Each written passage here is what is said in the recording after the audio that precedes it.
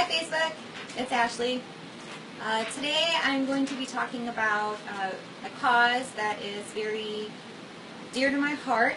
I got my Air Force t-shirt on today, rocking my military past, and the little talk I'm going to do, speech, whatever you want to say, actually has to do with some amazing women that served our country in the past. Today I'm going to talk to you about the women that are known as the WASP. If you guys don't know anything about them, this is a good lesson on history, especially for the women that are watching, because these women were amazing women. They were pioneer women. Okay, so back in World War II, there was a pilot named Jackie Cochran, and she had a lunch meeting with Eleanor Roosevelt. They talked about something at the time that was very controversial. You know, men were flying. They were like the only pilots at the time, basically, that were allowed in combat, allowed in war. And she had this radical idea, well, what about if we have women start training as pilots, and basically they could free up the time, you know, do the ferrying of the planes, so that way our male pilots could actually go and do more time over in the war. Well, because of this, there was General Hap Arnold actually decided that this program, this idea sounded kind of cool, and he kind of went along with it, and they decided to do a training program. They put out a call for over 2,500 women that actually applied for this program. The word WASP, the acronym, actually stands for Women Air Force Service Pilots, and when they did this call, they had over 2,500 women that applied for this. Okay, 1,800 women were actually accepted, and then they were allowed to go train. They trained, you know, right alongside with the men. They actually had to have higher qualifications to be able to even go and do the training. Like a lot of the men that came in, they weren't even pilots yet. They were actually just training to be pilots. Well, these women had to be certified to be pilots before they could even come in.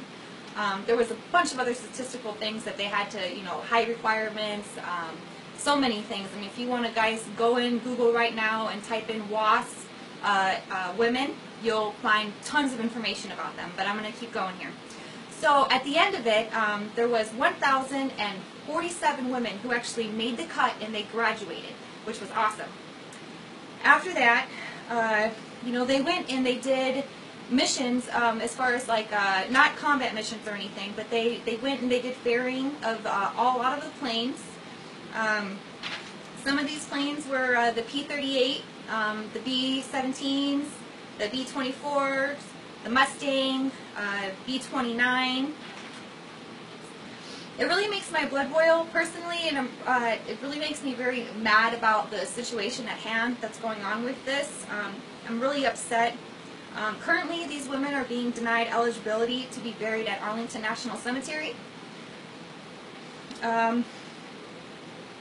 Elaine Harmon, she was a World War II veteran. She died last year in April, and she was 95.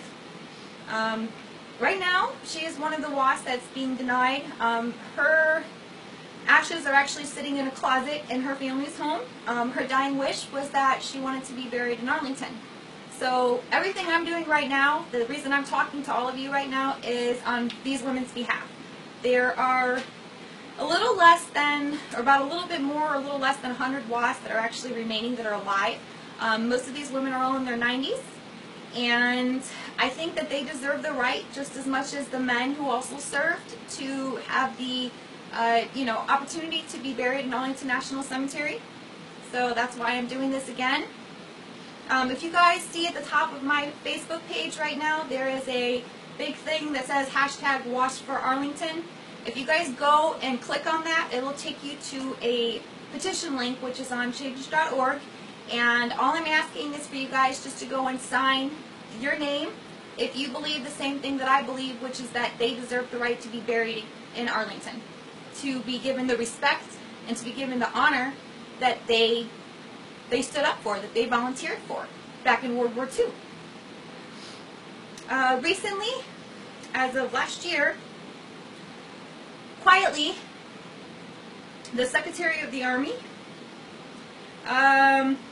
back in March 2015 actually stopped the fact of them being able to be buried there. This was allowed from 2002 all the way up until March of 2015. And the only reason why this has become such a upheaval right now is because Elaine Harmon, she passed recently, and her granddaughter, her family is they're advocating to try to get her ashes buried in Arlington. Going back to some more information about the WASP. Like I said, they ferried planes across the country. They flew 78 different types of aircrafts.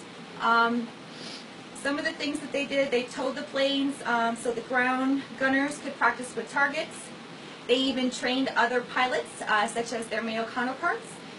Some of the planes that they flew, they were qualified to fly, and the male counterparts actually weren't at the time. They weren't as, didn't have as much experience. So the females helped train the males back then too. They didn't even get veteran status until 1977. Alright, so when they were actually serving, they weren't even considered military. They weren't even considered veterans. They weren't considered anything except for civilians at the time. This means a lot to me because I actually served Honor Guard during my period in the Air Force.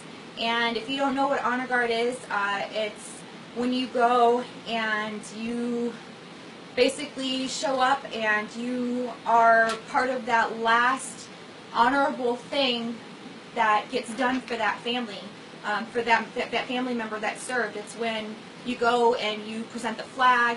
You know, depending on the time of service or whatever. Sometimes you get the casket carried, but everyone gets the flag presented to the family. There's a little speech that we do, and it's just a respectful thing that's done for them, for every veteran that has served our country, either for X amount of years. Okay, so I personally buried, last count was like over 600 funerals details that I did during my time. And I'm standing here right now saying that if it comes down to it, one of these 100 women that are remaining, including Elaine, she can have my spot. I don't have any desire to be buried in Arlington. I would love it, but the fact of knowing that these women are being rejected their spot right now, I don't want my spot. And Arlington's running out of space, supposedly. I get that, but you know, these are women that were pioneer women, and if they can't be buried there, then I don't want to be buried there. I've already counted 5 other vets, including myself, and also Representative Martha McSally, who actually introduced a legislation recently into Congress to try to overturn the Secretary of the Army's decision. There's 5 vets right there that say we don't want our spot in Arlington, they can have it. So if there's anybody that's a vet right now that's watching, if they can have your spot, just say they can have my spot in the comments, so you know I can add these numbers up. Just curiously, you know, trying to see how many other vets out there that are willing to sacrifice for these women who made the sacrifice. So in case you didn't know, there was actually 38 women who died during the line of duty back in this World War II when they were doing these. Some sad facts about that was they had to pay their own way to their training. So when they actually went to go fly and to go do the training, they had to pay their way to training. They were paid a mere $250 a month. They had no benefits, no health care, no insurance. And when they died, like these 38 women who died, the other women even took up collections to be able to send their bodies home. Nothing was paid for. These women had to basically almost take care of each other in that sense. And this is back in World War II time period, okay?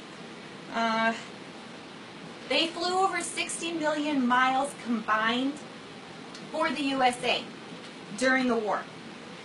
Right now I'm fighting for the respect. Like I said, there's a little over 100 that are remaining. They're all in their 90s. And I really need all of you guys to go and let your voices be heard.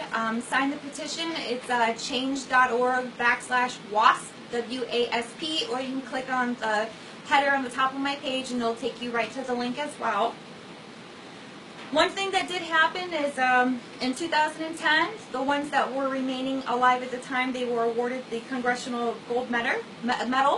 So that's a good thing. But now, why can't they have their burial rights? Why can't they have the proper respect to be buried in Arlington? I know that this is a political thing. There's probably some money or something. I don't know what's involved with this, but I really think that this is something that needs to be corrected. And like I said, the Secretary of the Army, he could change it right now tonight. He could overturn his decision that he did last year and decide to go ahead and let these women be buried there. There's only about 100 remaining. That's it. So I am asking for you to please go sign the petition so we can persuade the Obama administration and the Secretary of the Army to do the right thing, which is help these women get the proper burial and honors and respect that they deserve in Arlington National Cemetery. Thank you.